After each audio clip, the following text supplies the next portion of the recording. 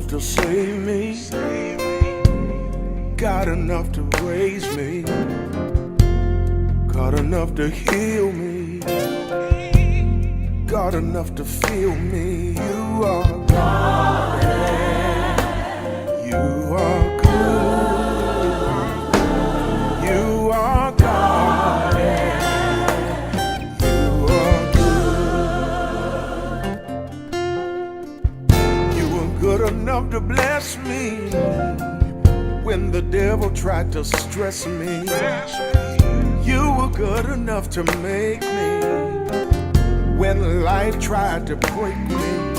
You're God, you are good. Oh God, you are good. You're God, you're good.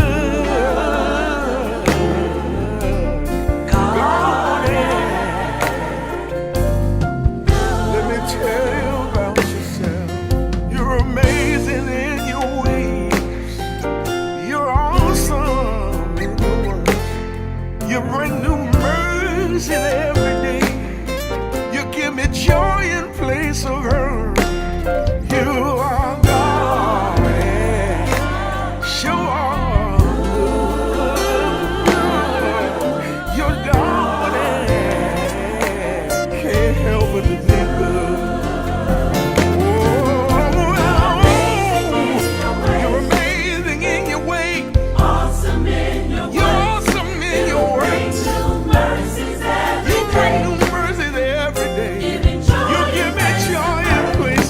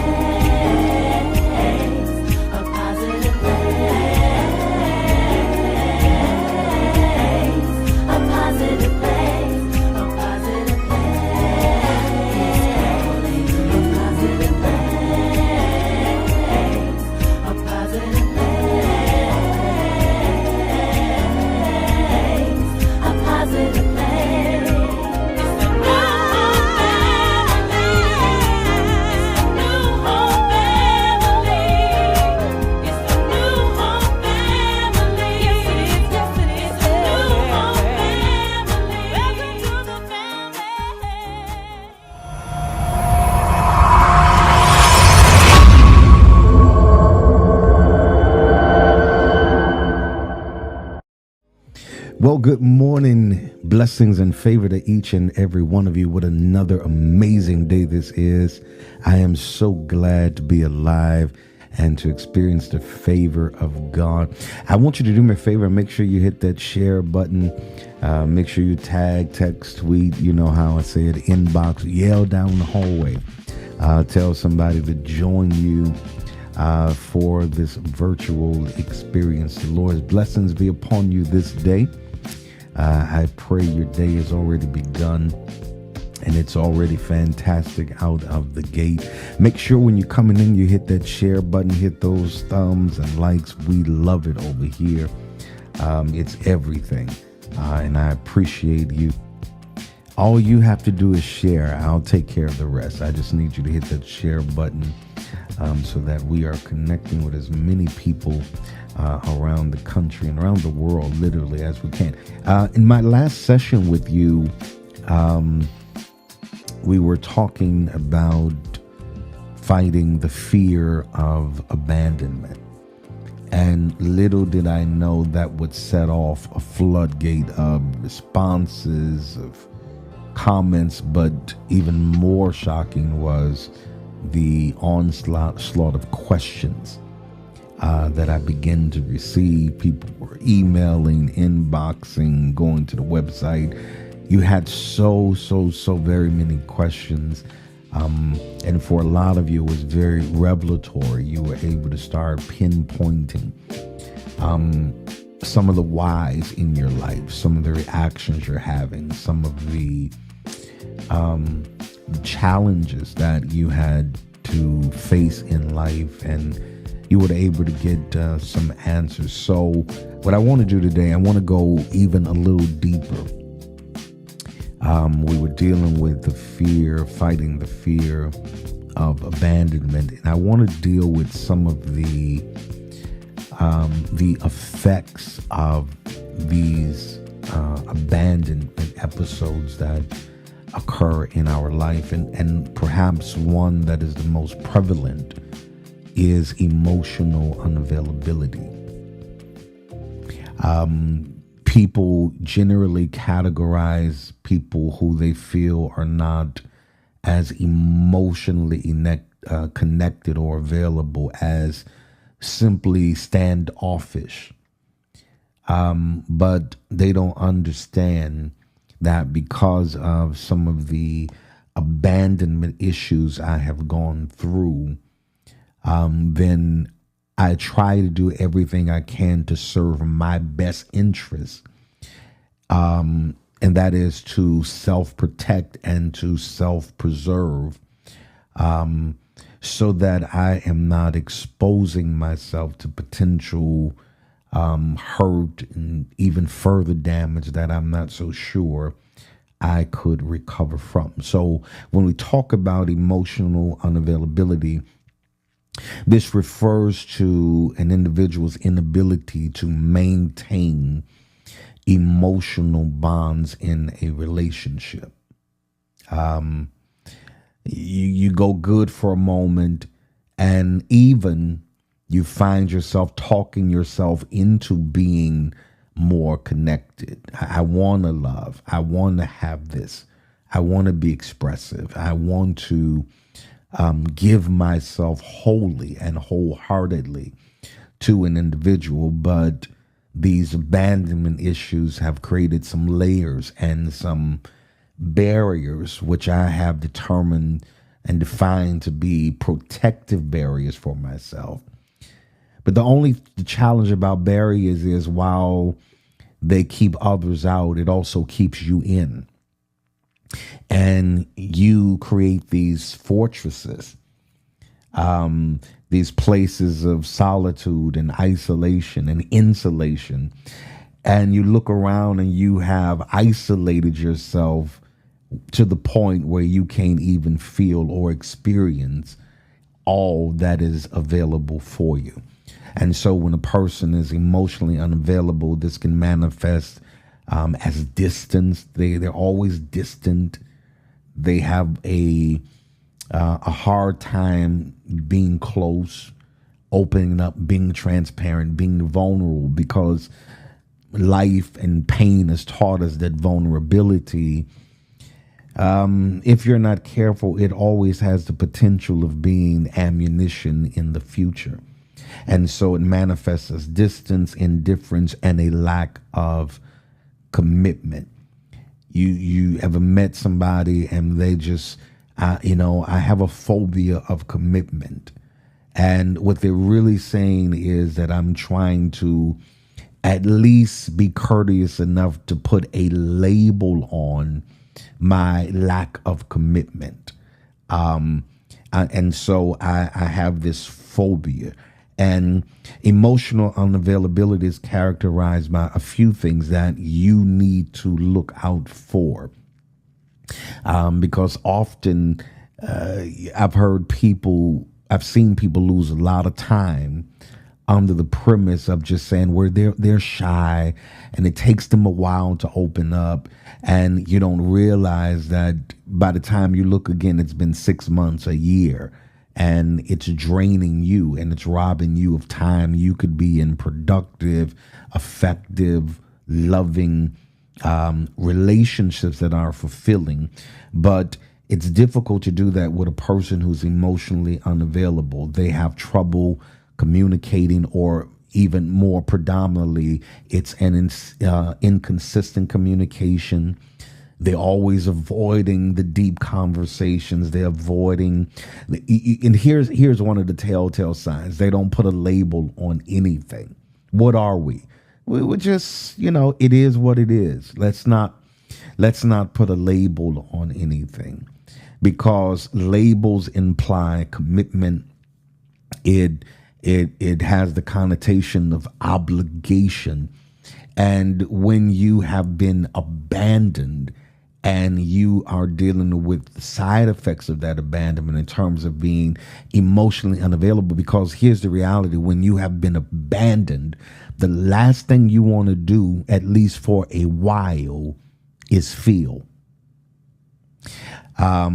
I don't want to feel. It ultimately becomes your preference to be numb, and consequently, you display irrational behavior. You do things that are senseless because you don't care. At least that's what you're convincing yourself. You're trying to convince yourself that you don't care. In reality, you do, but you have to camouflage your feelings, and you have to camouflage your care so that you are never hurt again at the degree that you once were. And so if you think people around you are emotionally unavailable, there's some telltale signs that if you don't diagnose them or identify them, you could lose a lot of time, and you can lose a lot of efforts. They're usually characterized. Here's what I call them. It's not a technical term, but I call them habitual ghosters. When a person is emotionally unavailable, and I know from firsthand experience what I'm talking about, because there was a time numb was my preference. If you start getting too close to me, I'm ghosting you. I got to get out of there, because now you got these feelings, and now you're attached to me. And though attachment may feel good to you, it didn't feel good to me, because attachment was the prerequisite for adverse feelings or actions that are going to be perpetrated against me. So if you start feeling too good, I used to be, I can't believe I'm telling you this. I used to tell people years and years ago, I used to tell people, don't love me, just like me. And that was my way of trying to protect you from my inevitable ghosting of you. And I'm going to let that sink in for a moment. I literally would tell, I'm feeling us getting closer. I'm just more drawn to you. Hold on, time out. Don't make any attempts at loving me. at best like me. I can deal with you liking me, but loving me, that's a trigger. And a lot of you who are watching now, people don't understand the depth of your layers. They don't understand that somebody loving you or attempting to love you was actually a trigger for you. Because to them, while love was this beautiful, blissful experience, what you received that was defined and termed as love was horrific for you. And so you have decided to be and gotten comfortable with being emotionally unavailable. Here's the reality. You can be physically available and not at all emotionally unavailable. Let me let that sink in for a moment. Yeah, you can be, I could give you all of the physicality and you never get beyond the physical realm because I'm not letting my mind even giving it the permission to process this as something that could be long term. I'm not giving my emotions the clearance to let you in any further than you are at the moment. And so you're dealing with persons who are emotionally unavailable because they're always invalidating your feelings. They are always defensive. And more importantly, you can never really pinpoint a moment where you felt like a priority. Now that you look back over it, I'm giving you a scratch your head moment right now. Because now you're looking back and say, you know what? I can't really pinpoint a moment or a sustainable moment where I felt like I was a priority, where I felt like I was the predominant thing in your life. And ladies and gentlemen, you haven't realized it yet, but could it be possible that you have attracted or have been attracting people who are emotionally unavailable, and you've been saying stuff like, yeah, I'm probably a bit much for them. I'm a lot to handle. Not realizing that they've been giving you the signs all along that they're never going to validate your feelings. They're never going to support you emotionally. And you are never going to feel like a priority. Because when an individual has issues, again, that stem from being abandoned, we don't let you in easily. And it's difficult for us to feel anything. It's like you develop this numbness to feeling. And so you have to understand that a lot of emotional unavailability stems from fear. Sometimes you are just afraid of sharing or giving parts of you that have been concealed for so long, that have been misunderstood for so long to people that you cannot really verify if they're going to be a permanent fixture in your life. You got to be careful because people who are emotionally unavailable, they are easily withdrawn.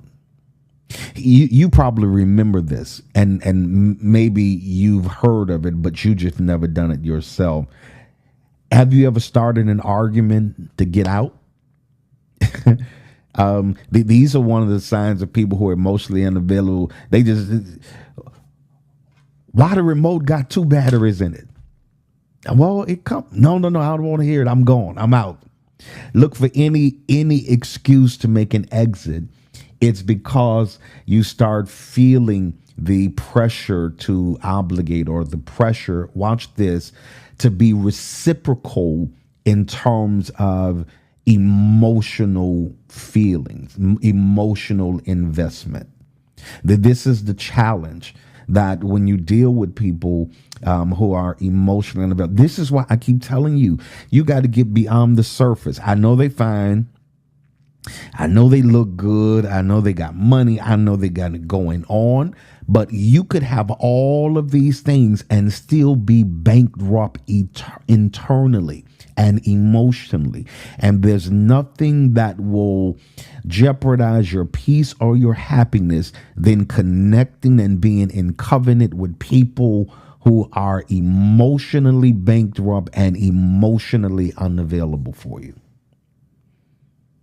And so emotional unavailability often stems from fear. This is for several reasons, and this is so poignant for you to understand. And that is that they fear rejection or ridicule. Now, probably every one of you who I'm talking to has been in a space or a head place where you were literally afraid to get rejected. Think about it. Who likes to get rejected? Rejection can have it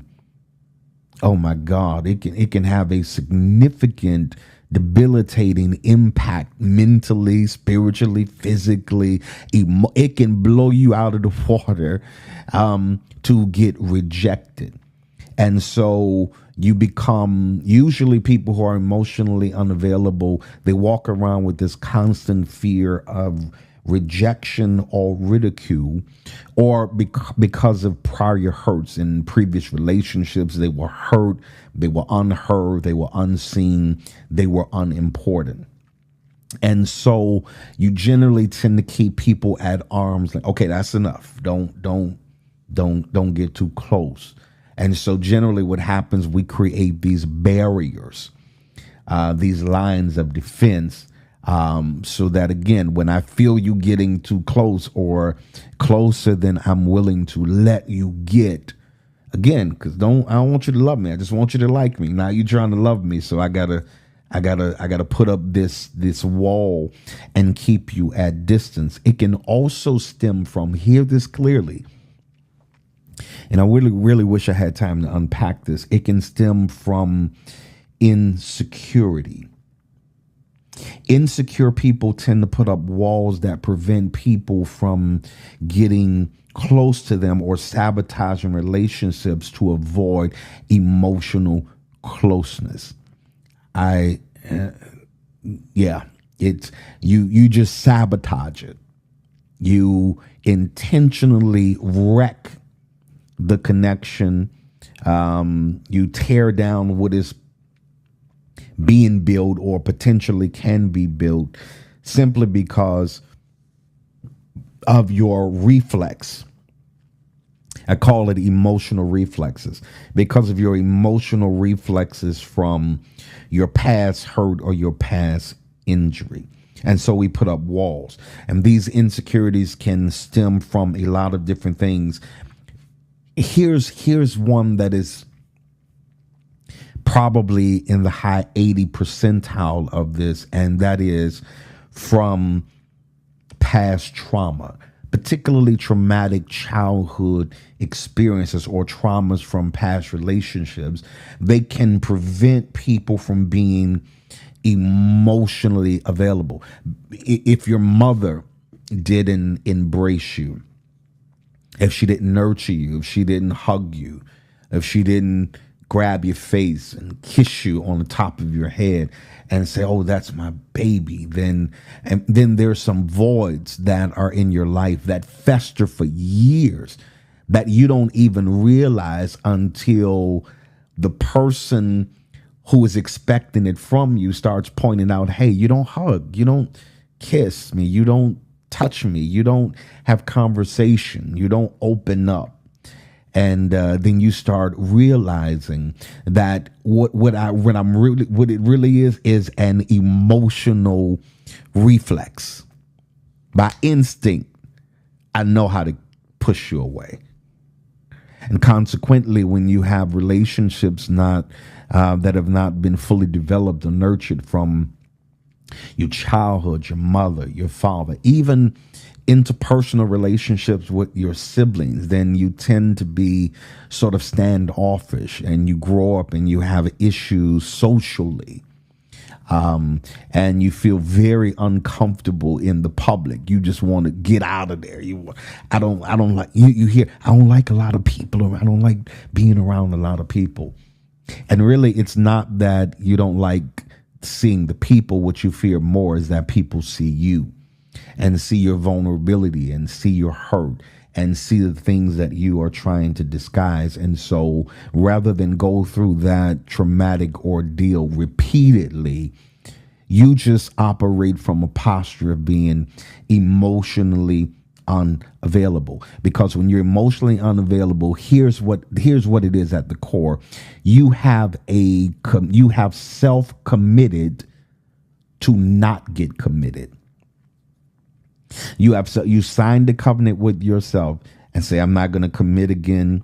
I'm not going to be available to people again. And so what happens is you spend a great deal of your life. And I used to just say women, be careful for this, but men, you got to watch it too, because there are some individuals who have decided that because of my past trauma and because of my emotional reflexes, I am just going to keep things casual and undefined, so I do not have to deal with any emotional components that go along with long-term kind of committed relationships. So you got to be careful for these signs. One of the things that you also have to watch out for, again, that plays back to being abandoned, is that neglect. Neglect has a tremendous effect on us emotionally, and it impairs our ability to be available for people. But watch this, it impairs my ability to be there for me as well. Because when you have been neglected, again, in environments where you should have been receiving nurturing, it teaches you that your needs don't matter and your wants should be simply shelved. You don't need anything. It doesn't matter what you want. And so consequently, you simply relinquish your wants and your wishes, and you submit to the wants and the wishes of everybody else. And while other people are fulfilled, you're living an unfulfilled life, because it's one thing for people to be emotionally unavailable to you, but it's another thing entirely when you are emotionally unavailable to yourself. How do I do that? You say things like this: stop crying, don't cry.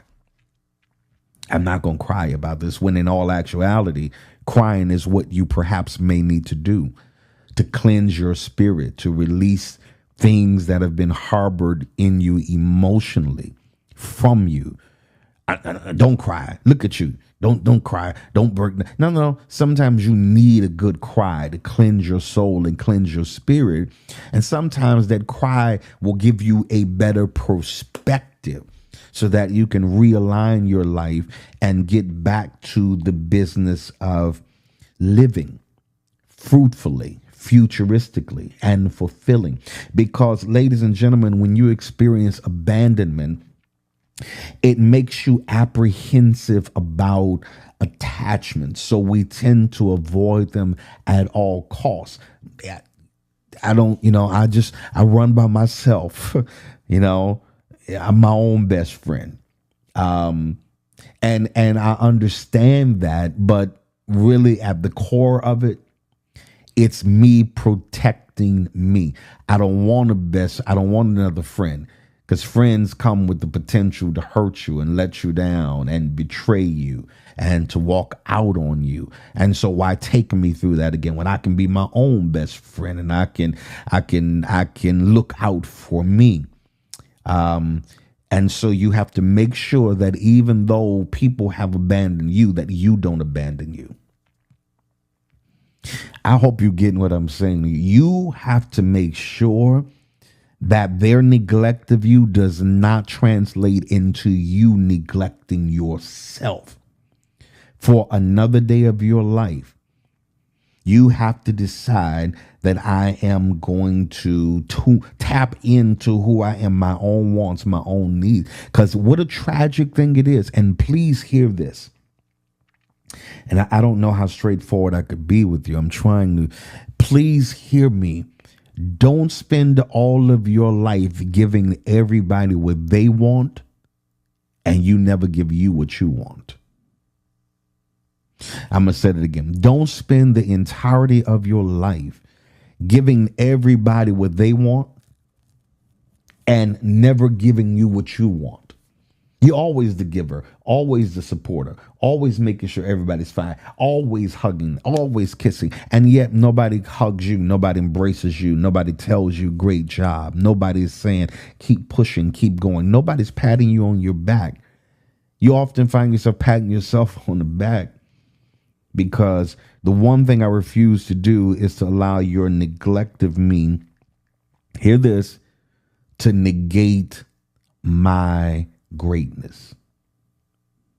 Because being neglected can make you feel unworthy.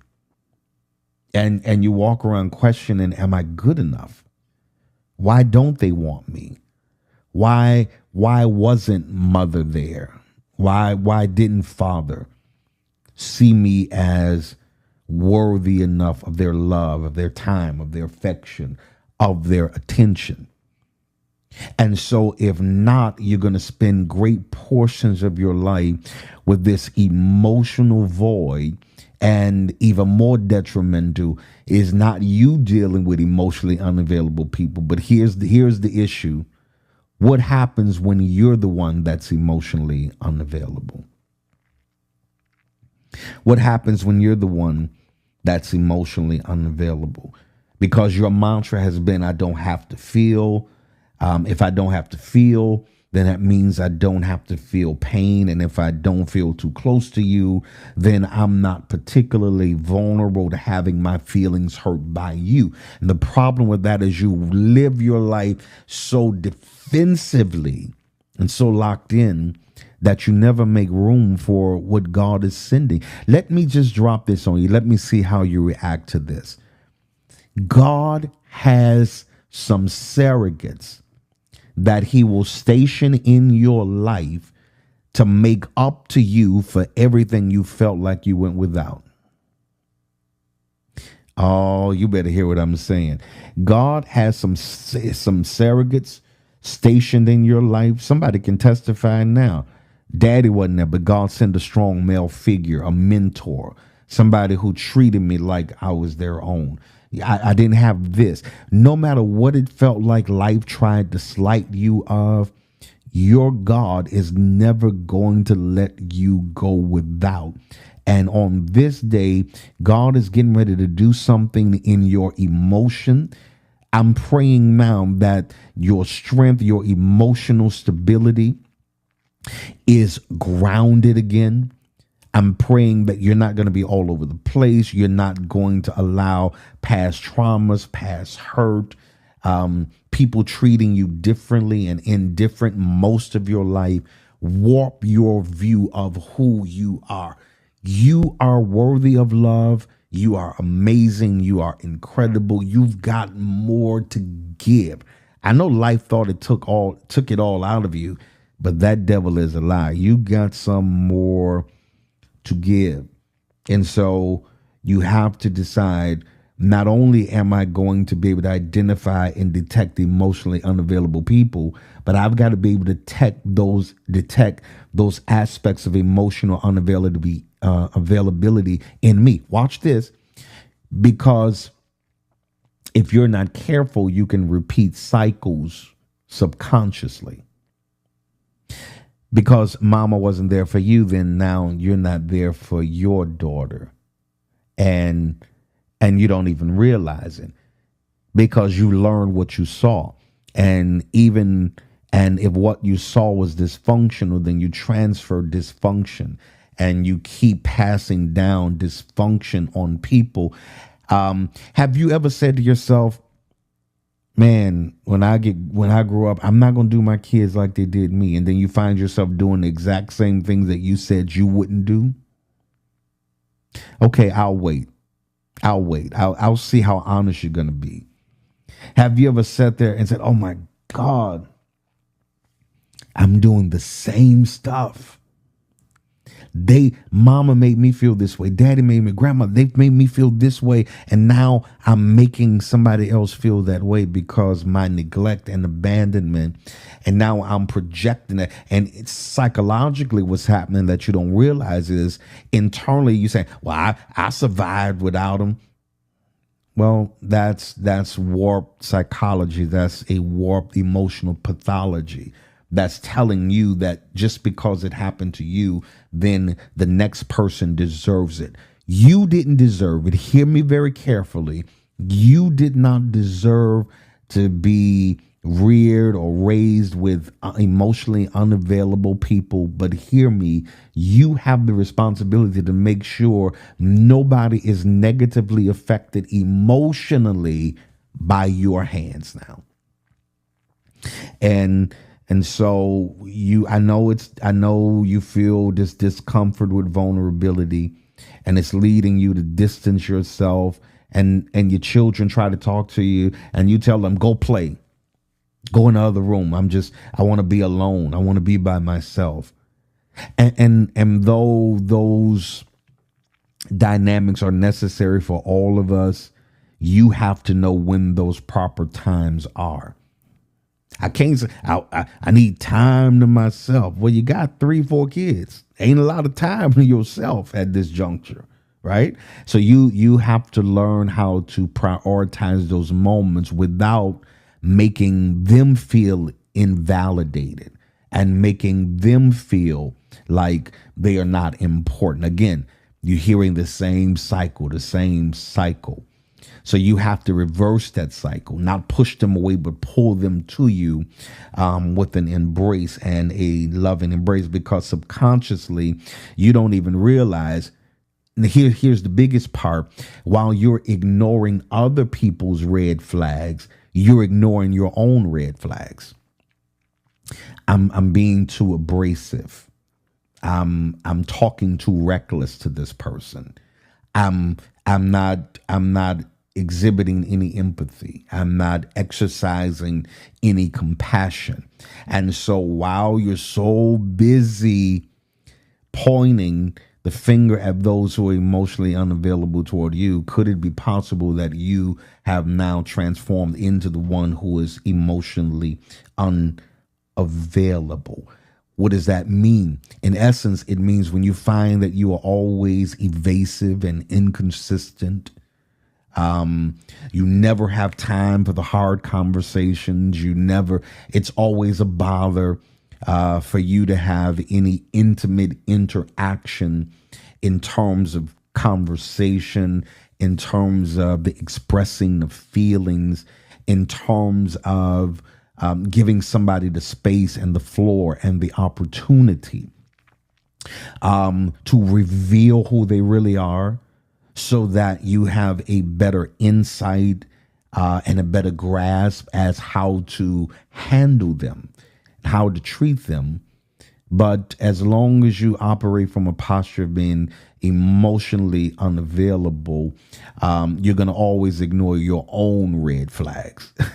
And you won't know when to pull your own collar. Every night you got to pull yourself and say, hey, who are you sounding like now? Every now and then you gotta rely on your memory and say, you remember how they made you feel when they did this to you. Why would you even be remotely considering exhibiting the same kind of destructive, dysfunctional, defective behavior towards somebody else? Because when you've been abandoned and you have these emotionally unavailable posture, is because his reality that you have to realize and accept and seek help for, seek counsel through, and that is emotionally unavailable people are incapable of long-term relational investment. Now that's powerful because it's not that I haven't evolved since the traumatic moments that have stifled my ability, that have skewed and jaded my perception about getting close to anybody. You could have grown past that a little bit, but the reality of the matter is you got to admit I'm incapable, because if you don't admit you're incapable, you're going to waste a lot of people's time. Oh, if you don't come to the point where you can take a realistic assessment of yourself, and yeah, I prayed. Yeah, I went in a prayer line. And yes, they counseled me in the back a little bit, but until you can identify the fact that you are incapable of relational investment and seek the help, initiate seeking the help, the counsel, the therapy that is necessary to get you back aligned, because it's difficult to help or deal or understand or comprehend anybody else's feelings when you don't even have a grasp on yours. You still have things that are unprocessed from 20 years ago. And you don't want to be guilty of toxic transfer. I just wish I had more time. You don't want to be guilty of toxic transfer. And I'm afraid a lot of us have not only been victims of toxic transfer, but we've been perpetrators of toxic transfer, because we have not taken the necessary time to, number one, identify it in ourselves, but initiate getting the help so that we can dismantle all of the negative emotional dysfunction that we have adopted and that has been imposed upon us over the course of our lives. And if not, we'll stay in this place of emotionally being unavailable. Again, this can happen as a result of things ranging from childhood experiences to the trauma. It could be more subtle issues that create difficulty in trusting and attaching. Because, and again, I want to reiterate, a lot of your emotional unavailability, if you can pinpoint it, if you can look at it on a monitor, if you could look at it on the radar, you can trace it back to unresolved issues from past relationships or some traumatic loss that has occurred in your life. When people are emotionally unavailable, here's and I know a lot about this right here. You have difficulty integrating people into your life, right? You adapt and you usually acquiesce to this Lone Ranger kind of mentality. I don't need anybody. Well, you only say that because you didn't have anybody. And because you didn't have anybody, psychologically, the way you're wired, you think, since I didn't have anybody, I don't need anybody. But it's not until you look back in retrospection and start to realize who you didn't have, you didn't necessarily need. I told you in our last session that you don't have to be absent to be abandoned. People can be present, sitting across the table from you every morning, and emotionally they've abandoned you. They don't give any validity to your worth. They don't listen to you. They don't actively participate in the building of who you are and understanding all the dynamics of who you are as well. So you have to, until you got to figure out, how do I integrate people in my life? I dealt with that. And consequently, I mean, I don't have a big circle now. I mean, my circle is 1, 2, 3 people. And it took me a while to integrate them into my life to the point where I could trust their intentions, because you won't integrate until you are clear on their intentions. All right. I've got people in my life now who, if I mess up, it's not a celebratory thing for them. It's a, psst, come here. Let me help you correct this. Let's do this because I want you looking good. I want the best for you. You got to have people around your life who are there, who've been ordained in your life by God to be there. This is why you got to consistently audit your circle. And based on people's intentions, that becomes the precursor or the prerequisite for me to now integrate you into my life. Because there are some people in my life right now that I told things about that I didn't tell people about who had been around me for 30 years or so. Or I didn't talk about certain events that had occurred over stretches of my life, over long parts of my life. But I knew my emotional state was safe. I knew that whatever I told them, watch this, it was safe. And I knew telling it to them wouldn't make them judge me or look at me any differently.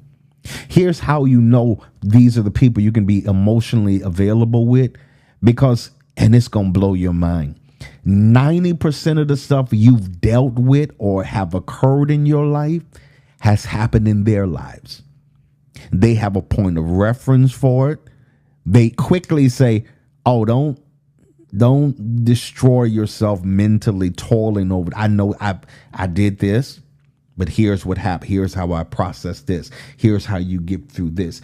God will station people in your life to make sure your sanity stays intact. And I know we're living in a generation now, everybody wants the material, the cars, the cash, the clothes, and all that. And all that's wonderful in its place. But you got to have somebody in your life that knows how to, watch this, interrupt your meltdowns in progress. You got to have somebody call you and say, man, listen, relax yourself. Now that sounds like R.C. Blake's and Samuel Blake's written. Man, relax yourself. Something about, and those are the people you know that are people in your life because their words have so much credence and validity. If they tell you relax yourself, you ever had people to tell you and say relax, and you just instantly, okay, because I understand that these are my people. These are my assigned people. This is my tribe. They're going to protect you. They're going to cover you. They're going to nurture you. They'll nurse you back to health and cause you to realize that you still got more life left to live over this life-altering moment. Because that's what it is. And I feel like I'm talking to somebody now who felt like this one moment was wrecking the potential of you having any kind of life that is fruitful or fulfilling or future forward. I want to tell you on this moment, though it might be life altering, it is not life ending. Oh, I hope you hear what I'm saying to you today. Though it might be life altering, it is not life ending for you. There is more life left to live. Man, I wish I had more time to spend with you. I'm going to close with that. But I want to pray today for people who are watching, that will watch over and over and over and over again, because you've been abandoned and you've been struggling with abandonment issues for a long time. And even though you try to camouflage it internally, you feel uneasy around people because you're so afraid of being vulnerable. You're so afraid of people seeing who you are that their instinct is to push you away and disconnect almost instantly. And you're so afraid of being abandoned and hurt again. If you're not careful, you start living in a place of compromise so long that you'll do whatever you have to do just not to be thrown away or pushed away again. But I'm praying for every individual who's heard this word today, who's listened intently, who's grabbed hold to it and determined that I've got to do something internally to break this cycle. So I'm going to pray, Father, in the name of Jesus, I thank you for every person that's watching me, that will watch me, several times until this gets in their spirit to the point that it requires them to initiate some action, to take very proactive, aggressive steps to make sure that they deal properly and in context with their emotional unavailability. And I thank you now, God, because you are the God, you are healer, you are God of transformation. You are God that is the restorer of hearts and the restorer of minds and spirits. So I pray for every person that is watching me now, that you deal with every emotional impairment, everything that is prohibiting them from being as connected as they could be, the people you have ordained for their lives. And I bless them in your name, we pray. Amen and amen. Well, this has been an amazing day. As we prepare to give corporately today, I want you to prepare your seed offering today as we are preparing to honor the Lord in our giving this day. I want you to allow the Holy Spirit to speak to your heart relative to your giving, what your seed deposit should be on this day. You know the rules of giving in our ministry. If you are willing and able, let every man give as God has prospered him to do so, not grudgingly, not forcefully, not out of force, but because you just love God and you love the work of his ministry.